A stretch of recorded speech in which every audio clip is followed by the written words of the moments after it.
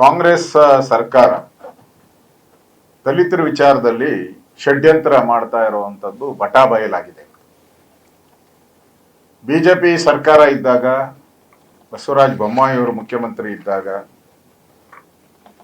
ನಾವು ಈ ದಲಿತ ಸಮುದಾಯಕ್ಕೆ ಅವರ ಜನಸಂಖ್ಯೆ ಆಧಾರದ ಗಮನದಲ್ಲಿಟ್ಕೊಂಡು ಹಿಂದೆ ನಾಗಮೋಹನ್ ದಾಸ್ ವರದಿ ಏನ್ ಬಂದಿತ್ತು, ಮಾಧುಸ್ವಾಮಿ ವರದಿ ಏನ್ ಬಂದಿತ್ತು, ಸದಾಶಿವ ಆಯೋಗ, ಶಾಸನ ಸಭೆ ಅಂಗಿಸು ಮಸೂದೆ ಇವೆಲ್ಲವನ್ನ ಗಮನದಲ್ಲಿಟ್ಕೊಂಡು ನಾವು ಮೀಸಲಾತಿಯನ್ನ ಹೆಚ್ಚು ಮಾಡಿದ್ದೆ. ಇದು ಇವತ್ತಿನ ಬೇಡಿಕೆ ಅಲ್ಲ. ಕಳೆದ 30 ವರ್ಷದಿಂದ ಈ ಸಮುದಾಯದವರು ಅವರ ಹಕ್ಕುಗಳಿಗಾಗಿ ಹೋರಾಟವನ್ನ ಮಾಡಿ ಬೀದಿಗಿಳಿದು ಇದಾಗಬೇಕು ಅಂತ ಒಂದು ಭಾವನೆನೂ ಕೂಡ ಜನರಲ್ಲಿ ಮೂಡುವಂಥದ್ದು ಮತ್ತು ನ್ಯಾಯಯುತವಾದಂಥ ಒಂದು ಬೇಡಿಕೆ ಆಗಿತ್ತು. ನಮ್ಮ ಸರ್ಕಾರ ಎಸ್ಸಿ ಮೀಸಲಾತಿಯನ್ನ 15ರಿಂದ 17%ಗೆ, ಎಸ್ಟಿ ಮೀಸಲಾತಿಯನ್ನ 3ರಿಂದ 7, ಅಂದ್ರೆ ಡಬಲ್ಗಿಂತ ಜಾಸ್ತಿ, ಇದನ್ನ ಏರಿಕೆ ಮಾಡೋ ಮುಖಾಂತರ ವಿಶೇಷವಾಗಿ ಎಸ್ಟಿ ಸಮುದಾಯ ಅವರ ಜನಸಂಖ್ಯೆ ಆಧಾರದಲ್ಲಿ ಅವ್ರಿಗೆ ಕೊಡುವಂತ ನ್ಯಾಯಯುತವಾದಂತ ಬೇಡಿಕೆಯನ್ನ ನಾವು ಈಡೇರಿಸಿದ್ರಿ. ಅದರಿಂದ ಇವತ್ತಿಗೂ ಕೂಡ ಮೆಡಿಕಲ್ ಸೀಟ್ ಇರ್ಬೋದು, ಇಂಜಿನಿಯರಿಂಗ್ ಸೀಟ್ ಇರ್ಬೋದು, ಎಜುಕೇಶನಲ್ ಪರ್ಪಸ್ ಏನಿದೆ, ನಮ್ಮ ಬಿಜೆಪಿ ಸರ್ಕಾರದ ಆದೇಶ ಆದ್ಮೇಲೆ ಎಲ್ಲರಿಗೂ ರಿಸರ್ವೇಶನ್ ಸಿಗ್ತಾ ಇದೆ. 3 to 7% STಗಳಿಗೆ ರಿಸರ್ವೇಶನ್ ಸಿಗ್ತಾ ಇದೆ. ಏಕಾಏಕಿ ಕಾಂಗ್ರೆಸ್ ಅವರು ಕುತಂತ್ರ ಮಾಡಿ, ಷಡ್ಯಂತ್ರ ಮಾಡಿ ದಲಿತ ಸಮುದಾಯಕ್ಕೆ ಮೂಗಿಗೆ ತುಪ್ಪ ಸವರುವಂತ ಕೆಲಸವನ್ನ ಮಾಡಿದ್ದಾರೆ. ಪರ್ಸೆಂಟೇಜ್ ಅನ್ನ ಇಳಿಸೋ ಮುಖಾಂತರ ಏನು ನಮ್ಮ ಸರ್ಕಾರ ಆ ಮೀಸಲಾತಿಯನ್ನ ಜಾಸ್ತಿ ಮಾಡಿ ಅಧಿವೇಶನದಲ್ಲಿ ಪಾಸ್ ಮಾಡಿ ಈಗಾಗಲೇ ಅದರ ಮೀಸಲಾತಿಯನ್ನ ಪಡಿತಾ ಇದ್ರು, ಅದಕ್ಕೆ ವಂಚನೆಯನ್ನ ಮಾಡಿದ್ದಾರೆ, ದ್ರೋಹ ಬಗ್ದಿದ್ದಾರೆ. ಇವತ್ತು ಎಸ್ಟಿ ಸಮುದಾಯ ಬಹಳ ಅನ್ಯಾಯ ಆಗಿರ್ತಕ್ಕಂಥದ್ದು. ಎಸ್ಟಿ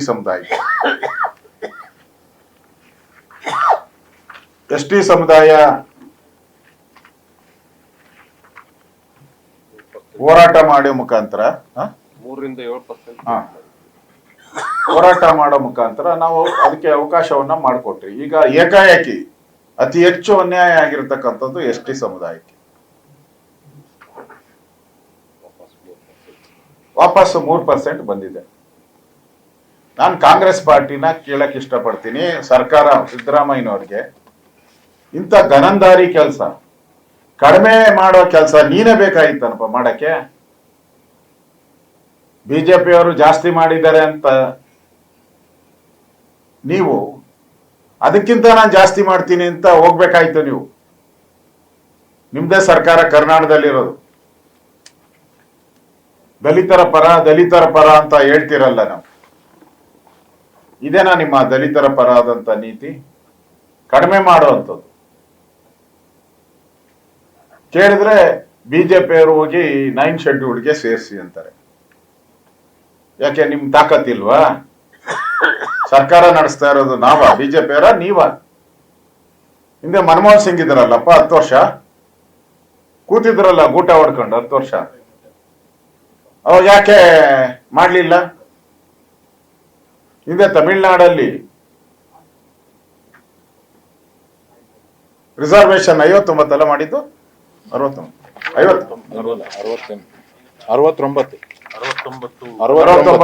ತಮಿಳ್ನಾಡಲ್ಲಿ 69 ಮಾಡಿದ್ರಲ್ಲ. ತಮಿಳ್ನಾಡು 69. ನೀವು ಮನಮೋಹನ್ ಸಿಂಗ್ ಸರ್ಕಾರ ಇದ್ದಾಗ ನಾವು ದಲಿತರ ಪರ ಅವರ ಏಳಿಗೆಯನ್ನ ನೋಡ್ತೀನಿ ಅಂತವ್ರು ನೀವ್ಯಾಕೆ ಮಾಡ್ಲಿಲ್ಲ? ಅವಾಗ ನಮ್ಮನ್ ಕೇಳ್ತಿರಲ್ಲ ಸೇರಿಸಿ ಅಂತ. ಈಗ ಸುಪ್ರೀಂ ಕೋರ್ಟ್ ಸ್ಪಷ್ಟವಾದಂತ ತೀರ್ಪನ್ನ ಕೊಟ್ಟಿದೆ. ನೀವು ಯಾವುದೇ ಈ ತರದ ವಿಚಾರಗಳನ್ನ ಕೋರ್ಟ್ ಸ್ಕ್ರೂಟ್ನಿಗೆ ಬರ್ತದೆ. ಆದ್ರಿಂದ ಇದನ್ನ ಎಚ್ಚರಿಕೆಯಿಂದ ನೀವು ಪರಿಶೀಲನೆ ಮಾಡಬೇಕು. ಇವೆಲ್ಲ ಮಾತುಗಳನ್ನ ಕೊಟ್ಟಿದ್ದಾರೆ ಸುಪ್ರೀಂ ಕೋರ್ಟ್. 9th ಶೆಡ್ಯೂಲ್ಡ್ ಬಗ್ಗೆ ಸುಪ್ರೀಂ ಕೋರ್ಟ್ ಕ್ಲಿಯರ್ ಆಗಿ ಡೈರೆಕ್ಷನ್ಸ್ ಕೊಟ್ಟಿದ್ದಾರೆ. ಅದರಿಂದ ನಾನು ಈ ಸರ್ಕಾರಕ್ಕೆ ಕೇಳುವಂಥದ್ದು, ಇವತ್ತು ನೀವು ಮಾಡಿರುವಂತ ಈ ಆದೇಶದಿಂದ ಅನ್ಯಾಯ ಆಗ್ತಾ ಇರುವಂತ ST ಸಮುದಾಯಕ್ಕೆ ಅವರೆಲ್ಲ ಪ್ರಶ್ನೆ ಕೇಳ್ತಾ ಇದ್ದಾರೆ. ನಮ್ಗೆ ನ್ಯಾಯ ಕೊಡಿ ಅಂತ ಹೇಳಿ ಪ್ರಶ್ನೆ ಕೇಳ್ತಾ ಇದ್ದಾರೆ. ಅದಕ್ಕೆ ನಿಮ್ಮ ಉತ್ತರ ಏನು ಅಂತ ಹೇಳ್ಬೇಕು. ST ಸಮುದಾಯ 7% ಇಂದ 3% ಇಳಿಸ್ತಾರಲ್ಲ, ಅದಕ್ಕೆ ನ್ಯಾಯ ಕೇಳ್ತಾ ಇದ್ದಾರೆ. ಆ ನ್ಯಾಯ ಕೊಡಿ ಅಂತ ನೀವು ಅದಕ್ಕೆ ಉತ್ತರ ಕೊಡ್ಬೇಕು. ಇವತ್ತು ಯಾರೋ ಜನ್ಸಿ ಹೋರಾಟ ಮಾಡಿದ್ರು, ನಾನು ಹೋಗಿದ್ದೆ ಅಲ್ಲಿನು.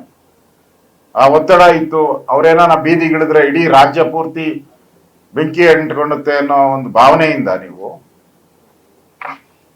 ಏಕಾಏಕಿ ಇದನ್ನ ಜಾರಿಗೆ ತಂದಿದ್ದೀರ. ಈಗ ಮತ್ತೆ ನೀವು ಅದನ್ನ ಏರಿಕೆ ಮಾಡ್ಬೇಕಾದ್ರೆ ಮತ್ತೆ ಇನ್ನೆಷ್ಟು ವರ್ಷಗಳು ಬೇಕೀಗ? ನೀವು 7ರಿಂದ 3ಕ್ಕೆ ತಂದ್ಬಿಟ್ಟಿದ್ದೀರ. ಪಾಪ್ಯುಲೇಷನ್ ಜಾಸ್ತಿ ಇದೆ STಗಳದು.